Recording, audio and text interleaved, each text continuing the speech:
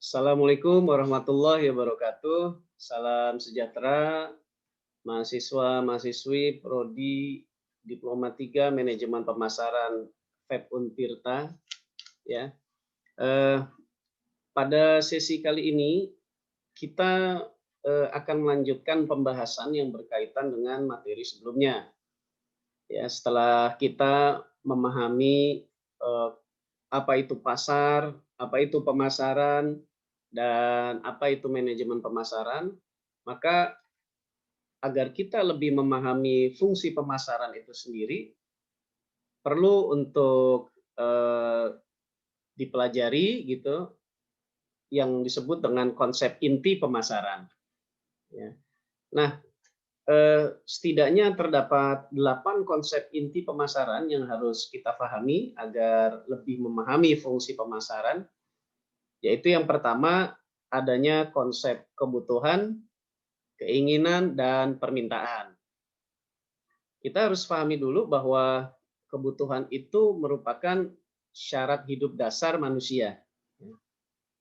Contohnya misalnya kita itu butuh air, butuh udara, ya, butuh pakaian, makanan, kemudian juga kita butuh pendidikan, kita butuh hiburan, rekreasi. Ya, nah itu merupakan contoh-contoh ya kebutuhan yang diperlukan dalam rangka syarat hidup dasar kita. Nah, ketika kebutuhan-kebutuhan tersebut dikaitkan atau diarahkan pada sesuatu yang dapat memenuhi atau memuaskan kebutuhan tersebut, maka tumbuh menjadi keinginan. Ya, contohnya misalnya kita butuh makanan. Nah, untuk memenuhi kebutuhan tersebut, kita pengennya sih nasi gitu ya, dan juga ada minuman dan lain-lainnya. Padahal boleh jadi tersedia pilihan lain ya. Nah, namun itulah keinginan kita.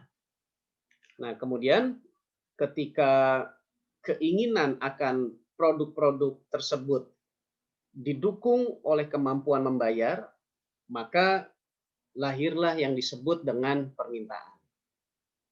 Nah, jadi sebagai pemasar kita harus paham dulu bahwa jangan lupa di dalam pemasaran itu ada konsep kebutuhan, konsep keinginan, dan konsep permintaan. Pemasar perlu menggali kebutuhan dan keinginan dari masyarakat, dan berkaitan dengan permintaan juga sama, ya, karena berkaitan dengan kemampuan membayar. Dengan kata lain, jadi pemasar itu tidak hanya fokus di membuat dan memenuhi kebutuhan dan keinginan konsumen gitu, tapi juga melalui produk yang ditawarkan juga harus mempertimbangkan kira-kira ada nggak yang bisa atau mau membeli produk ini. Ya, jadi kita akhirnya tidak hanya fokus di memenuhi kebutuhan dan keinginan saja, namun juga di satu sisi ada permintaan ya, yang kaitannya dengan kemampuan membayar, itu juga penting harus kita pertimbangkan. Ya, contoh misalnya eh, mobil mewah ya, Mercedes-Benz misalnya, belum tentu permintaannya banyak. Ya, artinya yang butuh dan ingin kendaraan, ya betul, tetapi kan belum tentu juga permintaannya tinggi, sehingga disitulah seninya ya, bagaimana pemasar itu perlu mempertimbangkan permintaan, kebutuhan, dan keinginan tadi. Nah, berikutnya yang kedua, yaitu konsep pasar sasaran, positioning, dan segmentasi. Nah, ini perlu difahami dulu, ini saya yakin merupakan istilah yang baru ya bagi Anda semua. Jadi, kondisinya seperti ini. Belum tentu pemasar itu dengan melalui produknya itu mampu memenuhi atau memuaskan kebutuhan dan keinginan konsumen. Dengan kata lain, kita harus pandai-pandai gitu, harus bisa membagi-bagi konsumen ke dalam segmen-segmen tertentu terhadap produk kita. Misalnya kita menawarkan produk makanan ringan. Nah, ketika kita pasarkan, ya, kita harus tahu dulu konsumennya siapa, gitu, kurang lebih ya.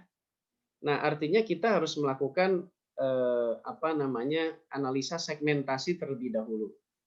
Secara demografi misalnya, ini makanan ringan ini untuk siapa, untuk usia berapa, anak-anak, remaja, perempuan, laki-laki, lebih spesifik lebih bagus. Misalnya jenis kelamin perempuan yang suka ngemil gitu misalnya ya, atau anak-anak gitu yang suka makanan-makanan ringan. Nah, itu contoh secara demografi.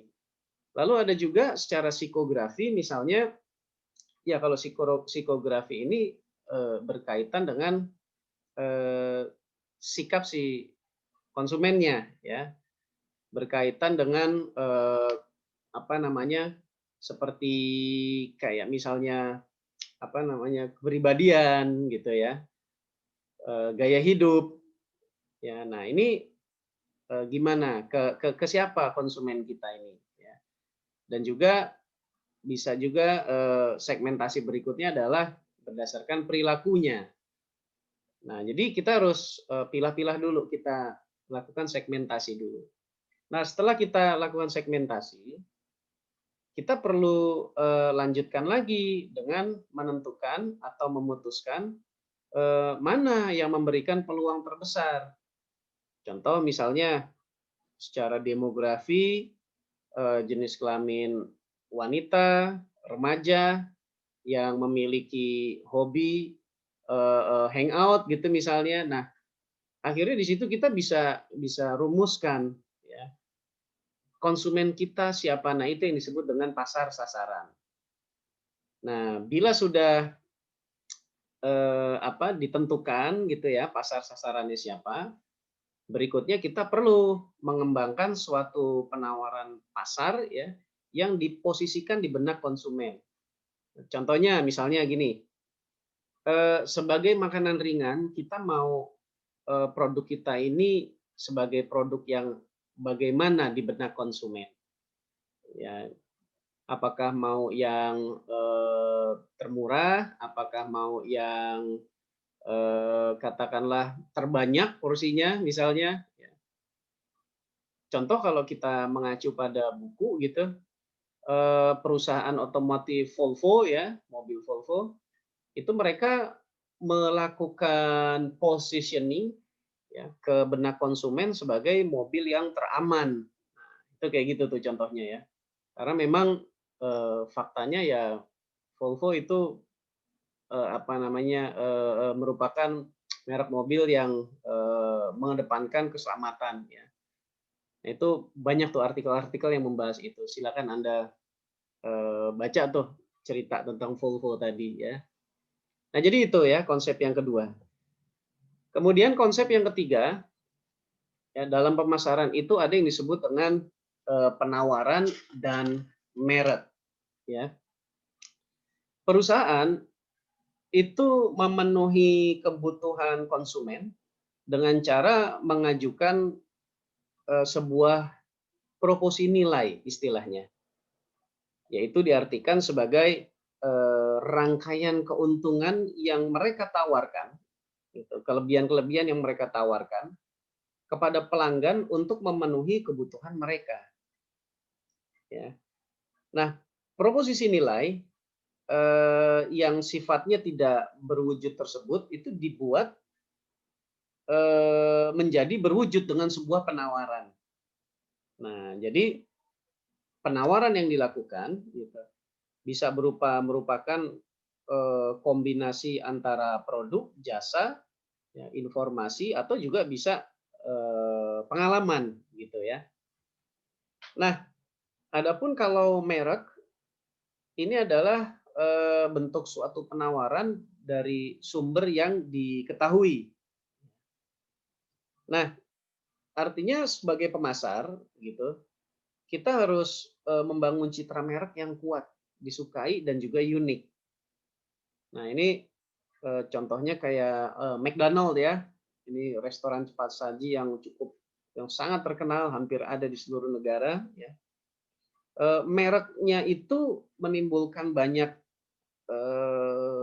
asosiasi ya, banyak asosiasinya yang apa namanya, yang di benak orang terhadap merek tersebut. Misalnya kalau kita bicara McDonald, maka ada asosiasi ceria, anak-anak, makanan cepat saji, begitu ya, kesenangan, menu-menunya. Nah, itu contoh berkaitan dengan merek tersebut. Nah, kemudian konsep berikutnya yaitu ada yang disebut dengan konsep nilai dan kepuasan. Nah, ini merupakan definisi baru ya, sama dengan beberapa konsep sebelumnya, yang ke depan kita akan sering gunakan istilah-istilah itu ya. Nah, di sini ada konsep baru atau istilah baru yang disebut dengan nilai ya. Nah, situasinya adalah seperti ini. Penawaran yang dilakukan oleh pemasar itu akan berhasil jika memberikan nilai dan kepuasan kepada pembeli sasaran. Nah, ini berkaitan ya, pembeli sasaran tuh masuk ke konsep yang kedua tadi tuh, pasar sasaran gitu ya. Kita sudah menentukan siapa konsumennya. Nah, sekarang kita melakukan penawaran kepada pembeli sasaran ya. Nah, eh, pembeli itu cenderung memilih penawaran yang berbeda-beda berdasarkan persepsinya dia sendiri kan, gitu. Dan pembeli itu atau konsumen itu pasti memilih produk yang akan memberikan nilai terbesar. Nah, apa itu nilai? Nah, ini ya. Jadi nilai itu mencerminkan sejumlah manfaat ya, dari produk tersebut, baik yang berwujud maupun tidak berwujud ya, serta biaya yang dikeluarkan atau dipersepsikan oleh pelanggan. Ya, jadi kita mau beli makanan, manfaatnya adalah agar kita bisa kenyang. Nah, lalu ada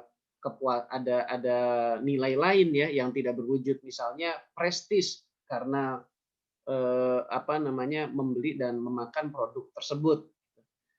Nah, karena mahal akhirnya masuk ke dalam konsep ini ya, berkaitan dengan biaya yang dipersepsikan.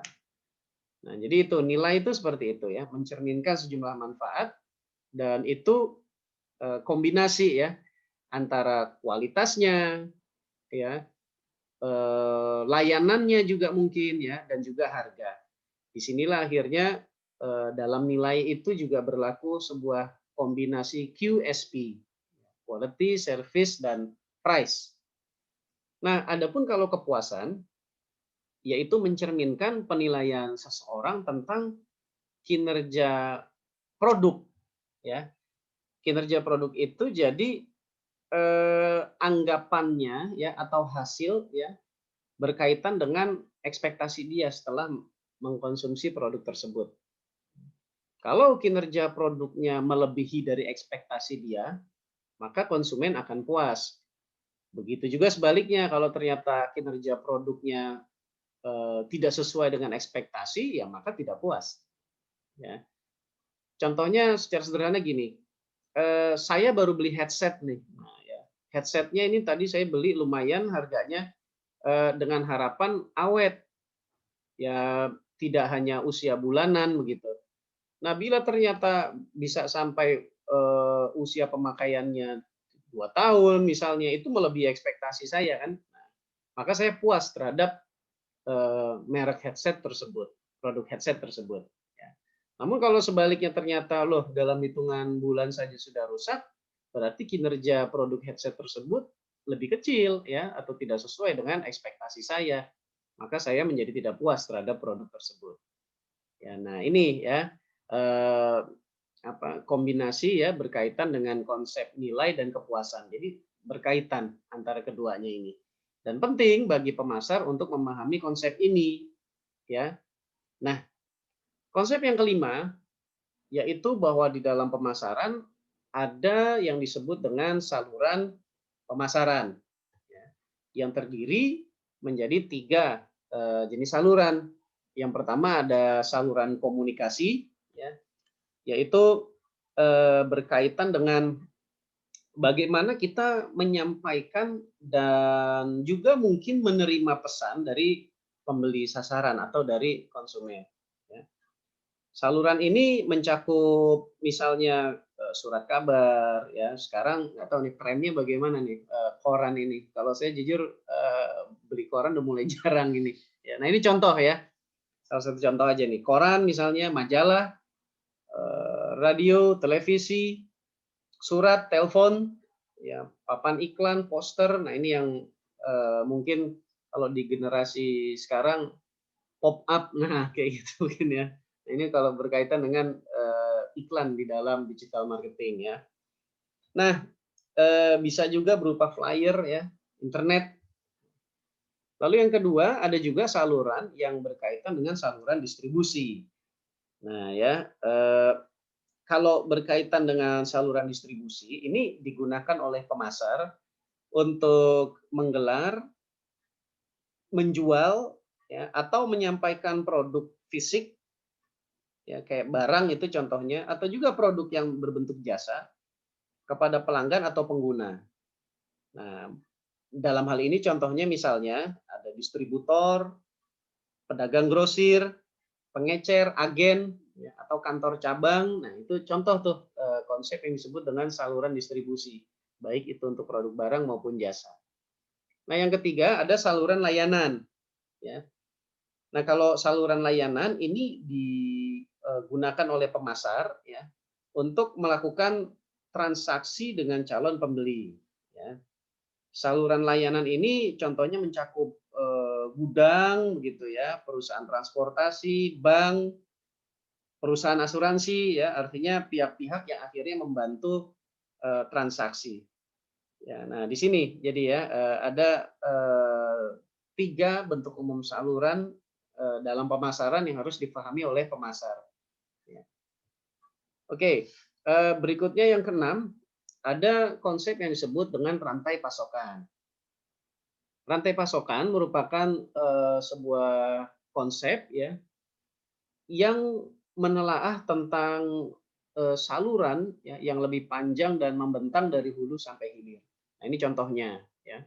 Jadi kalau Anda lihat ya bahwa aktivitas perusahaan itu kan membuat barang dan jasa, memproduksi ya, konsep produksi dijalankan oleh perusahaan.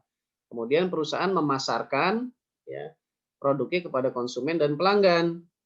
Ya, namun agar proses ini berjalan, tentu kita juga harus memperhatikan pasokan bahan baku yang digunakan. Nah, jadi aktivitas pemasaran juga mencakup aktivitas rantai pasokan. Ini yang disebut dengan rantai pasok, ya, yaitu suatu saluran yang membentang dari hulu sampai ke hilir. Ya, penting ya, jadi pemasar tuh memahami hal ini. Ya. Oke, berikutnya yang ketujuh. Nah, jangan lupa bahwa konsep inti dalam pemasaran yang tidak kalah pentingnya adalah adanya persaingan, yaitu mencakup semua penawaran dan produk pengganti yang mungkin juga ditawarkan oleh pesaing, baik yang aktual maupun yang potensial, ya, dan mungkin dipertimbangkan oleh seorang pembeli. Jangan lupa bahwa bila mana kita menawarkan produk tadi contohnya makanan ringan ya, ketika kita memasarkan produk makanan ringan, maka konsumen kan nggak hanya ngelihat kita sebagai pemasar makanan ringan. Pada saat bersamaan juga sangat mungkin banyak perusahaan serupa yang menawarkan produk sejenis atau bahkan produk yang bisa mensubstitusi atau mengganti produk kita. Ya, nah di sini perlu ya pemasar itu mengetahui situasi ini. Dan yang terakhir ada yang disebut dengan lingkungan pemasaran. Ya, jadi dasar pemikirannya adalah begini. Pemasar dalam hal ini juga perusahaan dia berada pada satu lingkungan. Ya, artinya apa? Bahwa kita keberadaannya itu dipengaruhi oleh lingkungan dan sebaliknya aktivitas kita juga bisa mempengaruhi lingkungan. Artinya perusahaan itu nggak berdiri sendiri, pemasar nggak berdiri sendiri. Perlu mengetahui situasi perkembangan terkini. Nah itu ya yang dimaksud dengan lingkungan pemasaran tersebut. Dan lingkungan pemasaran itu sendiri secara umum terbagi menjadi dua. Yang pertama ada yang disebut dengan lingkungan tugas, ya, yaitu ruang lingkupnya adalah para pelaku yang terlibat dalam aktivitas utama perusahaan, yaitu ada produksi, ada distribusi, dan promosi penawaran. Yang secara berurutan contohnya adalah misalnya kita butuh pemasok, butuh juga distributor, butuh juga dealer, dan butuh juga pelanggan. Nah, ini kan apa namanya elemen-elemen yang berpengaruh langsung ya kepada perusahaan. Nah, ini penting ya, kita harus memahami lingkungan tugas ya di sekitar kita. Lalu ada lagi lingkungan yang lebih luas ya yang mencakup demografis, ekonomi, teknologi, politik, hukum, dan juga sosial budaya. Aturan kita perlu ya memperhatikan perkembangan terkini ya berkaitan dengan aturan. Contoh misalnya, apakah kita sebagai pemasar sudah memahami undang-undang perlindungan konsumen misalnya? Nah itu perlu diketahui oleh pemasar ya agar mereka tahu gitu patuh terhadap peraturan yang ada dalam rangka memenuhi kebutuhan dan keinginan konsumen. Ya. Dengan kata lain, pemasar itu harus memperhatikan tren dan perkembangan lingkungan-lingkungan ini, apalagi berkaitan dengan teknologi. Ya, sekarang ya kondisinya adalah kita menghadapi pandemi ya COVID-19. Nah itu perusahaan-perusahaan ekspedisi gimana itu? Ya perusahaan-perusahaan pengiriman ya sekarang apa namanya tidak hanya perusahaan yang bergerak di bidang ekspedisi, semua juga sama. Restoran juga sama ya, rumah makan. Nah, di sini juga mereka akhirnya terdorong untuk memanfaatkan teknologi yang ada. Ya, tidak hanya mengandalkan makan di tempat tetapi juga pemesanan begitu ya. Baik itu secara langsung maupun juga secara aplikasi dengan menggunakan aplikasi. Nah, itu contoh tuh lingkungan luas ya. Yang itu juga bisa berpengaruh terhadap lingkungan tugas. Nah, jadi 8 konsep inti dalam pemasaran ini perlu ya untuk difahami agar kita lebih memahami fungsi pemasaran untuk lebih lanjut lagi ya. Nah, demikian materi yang dapat saya sampaikan ya. Terima kasih, selamat belajar. Assalamualaikum warahmatullahi wabarakatuh dan salam sejahtera untuk Anda semua.